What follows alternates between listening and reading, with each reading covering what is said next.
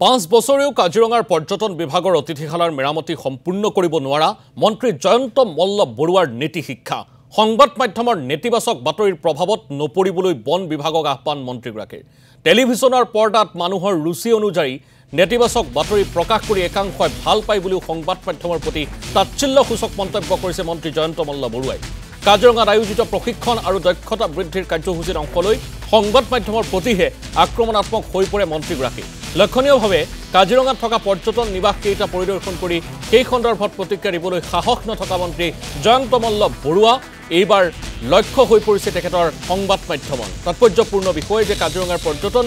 বিভাগটোক লৈ বা পৰ্যটন ক্ষেত্ৰখনক লৈ প্ৰায় প্ৰতি সময়তে সংবাদ মাধ্যমে নিৰন্তৰ বাতৰি সম্প্ৰচাৰ কৰি আহিছে ইতিবাচকভাৱে তাৰ পিছতো সংবাদ মাধ্যমৰ নেতিবাচক বাতৰিৰ প্ৰভাৱত নপৰিবলৈ আহ্বান জনাইছে এইগৰাকী মন্ত্ৰীয়ে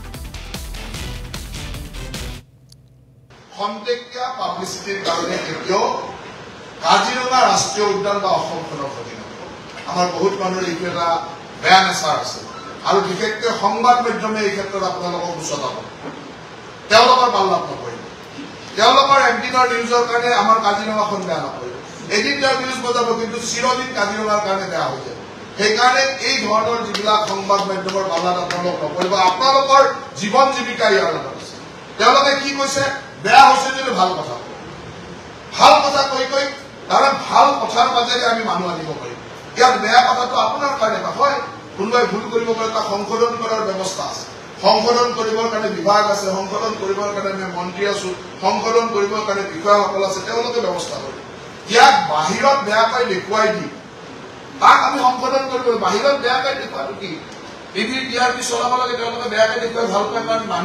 মানুহৰ ৰুচি চেঞ্জ হৈছে গতিকে তেনেকুৱা নিগেটিভ নিউজ কৰি ভাল পায় বুলি চাই ভাল পায় বুলি তেওঁলোকে বজাই দিয়ে কিন্তু এইটোও ভাবিব নালাগে যে মানুহে নিগেটিভ কথাই ভাবি শুনি ভাল পায় পজিটিভ কথা শুনিও ভাল পায় পজিটিভ কথা ক'ব লাগে কাজিৰঙাত কোনজন পৰ্যটকে আহি আপোনালোকে কি কৰিলে তাৰ ভাল কথা কৈ পেলাই নিজৰ ছচিয়েল মিডিয়াত আৰু আজিকালি নাভাবিব যে টিভিত বজা নিউজবিলাকৰ বহুত বেছি